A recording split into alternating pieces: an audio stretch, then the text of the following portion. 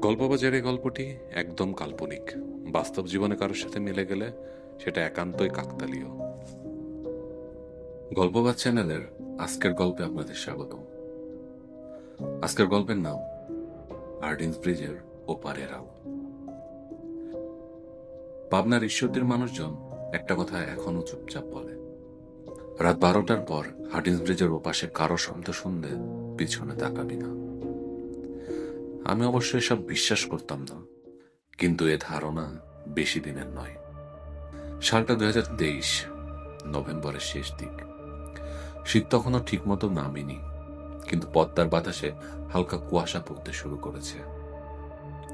আমি ঢাকায় পড়াশোনা করি, কিন্তু নানুর অসুস্থতার কারণে কয়েকদিনের জন্য ঈশ্বরদীতে এসেছিলাম। সেদিন রাতে আমার পুরনো বন্ধু রাফি ফোন দিল, দোস্ত চল না একটু বের হই। আমি বললাম, এত রাতে? রাফি বলে, আরে ভয় পাইছিস নাকি? রাত তখন প্রায় 11:30।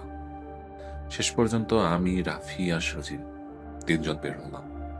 রাফির পুরনো কালো মোটর সাইকেল, উদ্দেশ্য হার্ডিন্স ব্রিজের পাশে গিয়ে একটু আড্ডা মারা। ঈশ্বরদীর রাতের রাস্তা খুবই অদ্ভুত। দিনের ভিড় নেই, শুধু দূরে কোথাও ট্রেনের শব্দ আর মাঝে মধ্যে কুকুরের ডাক। আমরা যখন পাকশির দিকে যাচ্ছিলাম তখন কুয়াশা ঘন হতে শুরু করেছে। রাস্তার পাশের গাছগুলোকে মনে হচ্ছিল মানুষের মতো দাঁড়িয়ে আছে। সজীব হঠাৎ বলল, তোরা জানোস এই ব্রিজে নাকি আগে একটা লোক ট্রেনের নিচে কাটা পড়ছিল? রাফি আসলো, হেস এসব ফালতু গল্প বাদ দে। কিন্তু সজীব থামল না। লোকজন কয় রাতে নাকি এখন ওই লোক সাহায্য চায়। আমি একটু বিরক্ত হয়ে বললাম, সিনেমা কম দেখ। কিছুক্ষণ পর আমরা ব্রিজের কাছাকাছি পৌঁছালাম। হার্ডিন্স ব্রিজ রাতের বেলা অন্যরকম লাগে। বিশাল লোহার কাঠামোটা কুয়াশার মধ্যে অর্ধেক দেখা যায়, অর্ধেক অদৃশ্য।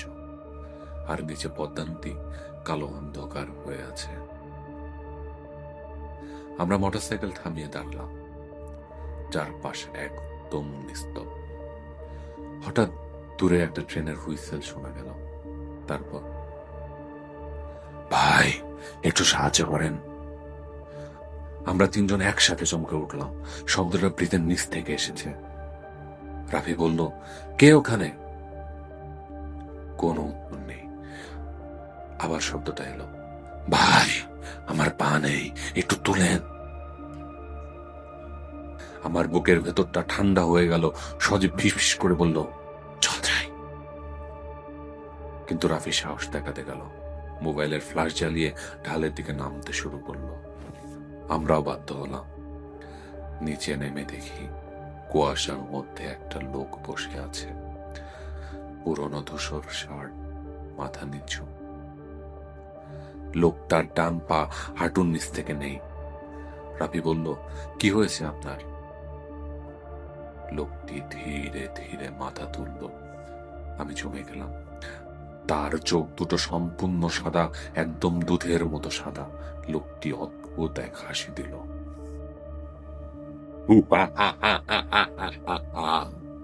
ট্রেন আসতেছে, শুনতেছেন না?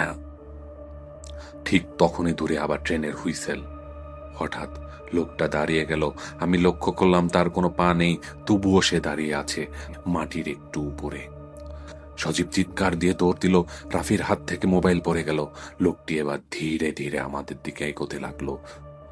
তার মুখে একই কথা, আমারেন তোলেন, আমারে বাড়ি নিয়ে যান। আমরা প্রাণপণে দৌড়াতে লাগলাম। উপরে উঠে মোটরসাইকেলের কাছে আসতেই দেখি বাইক স্টার্ট নিচ্ছে না। রাফি বারবার কিক মারছে। পিছনে তাকিয়ে দেখি কুয়াশার মধ্যে সেই সাদা চোখওয়ালা লোকটি দাঁড়িয়ে। এবার তার মুখে হাসি নেই, শুধু তাকিয়ে আছে। তারপর খুব ধীরে বলল, পিছনে থাকাইছস কেন? বাইক হঠাৎ স্টার্ট নিল। আমরা পাগলের মতো সেখান থেকে বের হয়ে এলাম। ঈশ্বরদী শহরে ঢোকার পর কেউ কথা বলছিল না। রাফির হাত কাঁপছিল। আমি নিজেকে বোঝানোর চেষ্টা করলাম এটা হয়তো কোনো পাগল মানুষ ছিল, কিন্তু সজীব একদম চুপ। ওকে নামিয়ে দিয়ে আমরা বাড়ি ফিরলাম। সে রাতে ঘুম আসেনি। রাত তখন প্রায় 3টা। হঠাৎ ফোনটা বেজে উঠল। দেখি রাফি। ফোন ধরতেই নিঃশ্বাসের শব্দ। আমি বললাম, হ্যালো। কোনো উত্তর এলো না। তারপর খুব ধীরে একটা কণ্ঠ, আমারে বাড়ি নিয়ে যান। কল কেটে গেল। আমি সাথে সাথে রাফিকে ফোন দিলাম। ফোন বন্ধ। পরদিন সকালে খবর এলো, রাফি মারা গেছে রেল লাইনের পাশে। লোকজন বলল রাতের বেলা নাকি বাইক নিয়ে বের হয়েছিল। ট্রেনের ধাক্কায় শরীরের নিচের অর্ধেক অংশ কেটে গেছে। আমার মাথা ঝিমঝিম করতে লাগলো। সবচেয়ে ভয়ঙ্কর ব্যাপারটা তখনও বাকি ছিল। দাফনের পর সজীব আমাকে আলাদা করে ডাকলো। ওর চোখ লাল। ও কাপা গলায় বলল, কাল রাতে রাফি আমাকে ফোন দিছিল।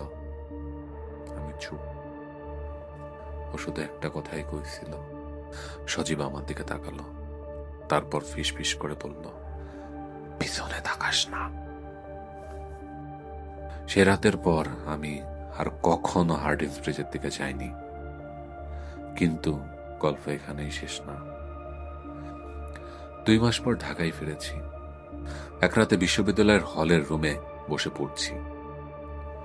হঠাৎ ফোনে অচেনা নাম্বার। রিসিভ করলাম। কিছুক্ষণ নীরবতা। তারপর ট্রেনের হুইসেল। এরপর একটা পরিচিত কণ্ঠ, এ তো রাফির কণ্ঠ। দোস্ত, আমারে বাড়ি নিয়ে যা। ফোনটা হাত থেকে পড়ে গেল। আমি ধীরে ধীরে মাথা তুললাম। রুমের জানালার বাইরে কেউ দাঁড়িয়ে, সাদা চোখ, তার ঠোঁটে অদ্ভুত হাসি। তারপর সে খুব আস্তে বলল, এইবার তুই পিছনে তাকাইস। গল্পবাজের এই গল্পটি পছন্দ হলে অবশ্যই লাইক, কমেন্ট এবং শেয়ার করতে ভুলবেন না। আর এরকম আরো গল্প শুনতে সাবস্ক্রাইব করুন গল্পবাজে।